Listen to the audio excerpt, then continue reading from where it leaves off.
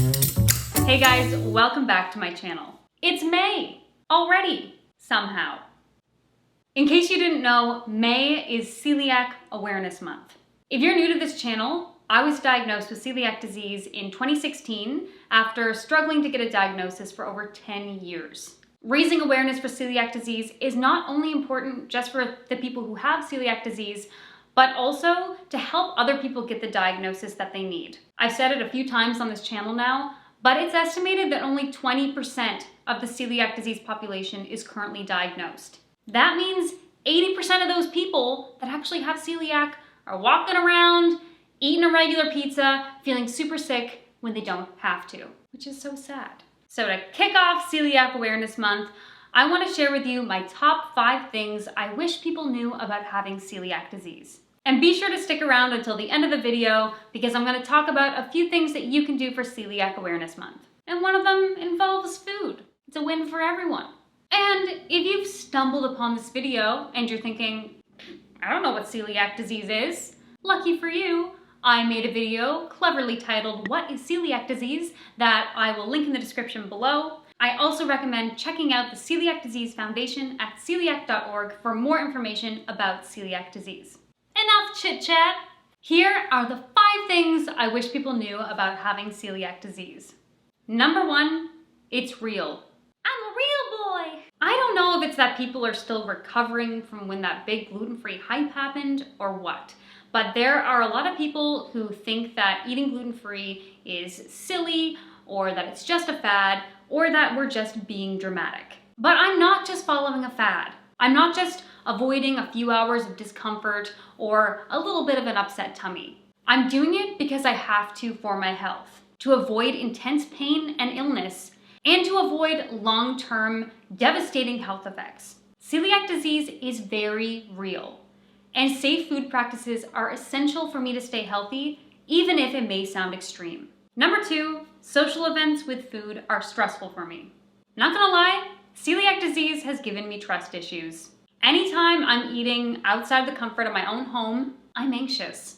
This includes anything from restaurants to parties, get-togethers with friends, work events, and traveling. When I go to a restaurant, while everyone is engaged in a really interesting conversation, I'm half there and half worried that they are slicing my gluten-free bread on the same surface as regular gluten bread. When I go to a party and the host says that they've checked all the labels and they all seem to look fine, I still need to see the labels. It's not that I don't trust you, it's that I don't trust anyone. When a friend brings me a cookie from a place that I've never heard of before that apparently does gluten-free, there's like 3 levels of trust there. I have to trust that the person making the cookie in the kitchen is following safe food practices. I have to trust that the person at the counter knows which items are actually gluten-free, and I have to trust that my friend didn't accidentally point to the one that actually says vegan instead of gluten-free. Do you see why it's stressful?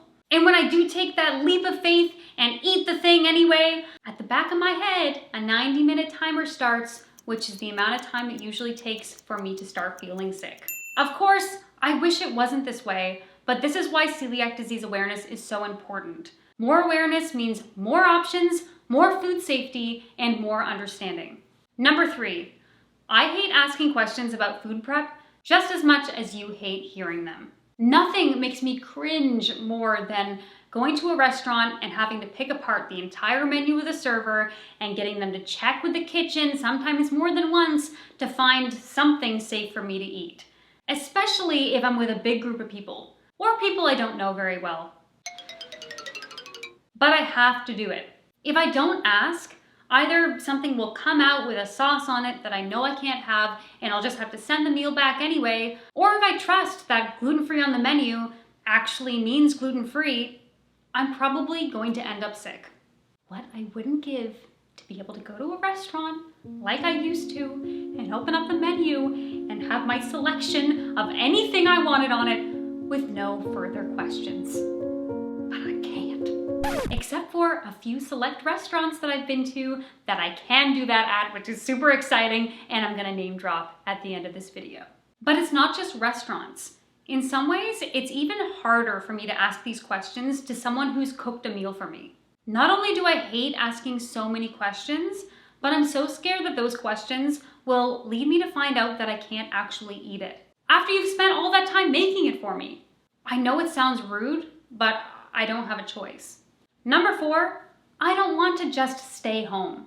There are a surprising number of people who say, well, if it's such a risk to eat anywhere, just stay home. Just never eat anywhere other than your own home for the rest of your life. Would you want to do that? It is completely unreasonable to expect people to do this, especially since about 1 in 100 people have celiac disease. That's actually pretty common. Instead of expecting people to just stay at home, what we do need is more awareness and better standards. And second, personally, I would rather be invited somewhere I can't eat than not get invited at all. If I can plan ahead and eat something beforehand, I'm fine to just grab a coffee or a drink and hang out. Please don't leave out your celiac friends just because you assume they wouldn't want to join. But also, don't be offended if they do decline an offer. Not everyone is at the point where they can watch their friends scarf down burgers and fries while they sip on a milkshake. Number 5, I'm so grateful when you take it seriously. Having friends or family that take celiac disease seriously is the best. I don't expect my friends to make me gluten-free treats. And honestly, unless they have a gluten-free kitchen, it's probably best they don't anyway. Here are some of the things that people have done that were awesome and made me feel safe. Letting me have a say in where we eat, or letting me choose the restaurant. Also, being cool to just keep looking for a safe place to eat at when we're all starving. When someone does cook for me, it's great when they ask questions, learn about cross-contamination, and save all the labels for me so that I can double check them. My boyfriend's mom is the best at this. Thanks, Beverly. My friend secretly sought out a gluten-free bakery in Shanghai so I could have cake on my birthday. Thanks, Lauren. And my boyfriend won't have dessert if there's no gluten-free option for me, in solidarity. Gestures like this mean a lot to people with celiac, and we really appreciate it. So, those are my 5 things I wish people knew about celiac disease. But wait! Here's what you can do to help spread celiac awareness. Share on the socials. Share your experience with celiac disease, your diagnosis story, or maybe your top 5 things you wish people knew about celiac disease. Or share this video. Support your favorite gluten-free spots and make sure you let them know how much you appreciate what they do. I'm gonna take this moment to shout out 2 of my favorite places in Toronto that I always feel safe eating at. Almond Butterfly, which has the best gluten-free bagels, especially as a sandwich with some cream cheese. Oh, it's like the best lunch ever. And Riz, which is a restaurant that specializes in Pan-Asian cuisine. They're like the unicorn of gluten-free restaurants, okay? They got a gluten-free certification. And they do things like spring rolls and tempura, things that you thought you would never eat again.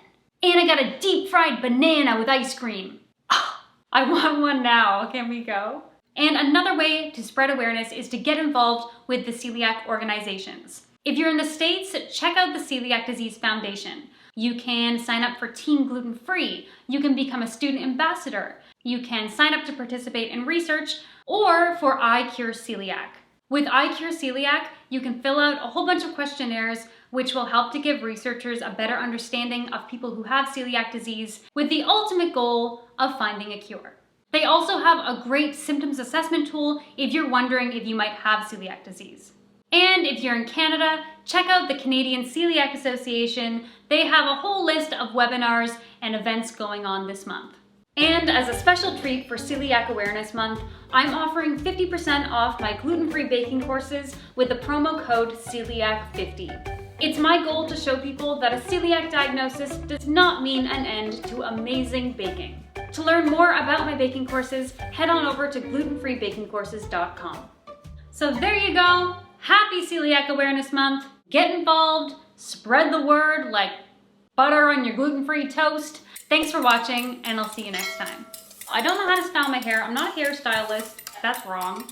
No, at the front, right at the front. Aww. Curl it into your face. That's not how the curl works. The curl is outward. That's fine, just do it. Do it again. Oh my god, this is stupid. Ew, you just licked your finger like a mom.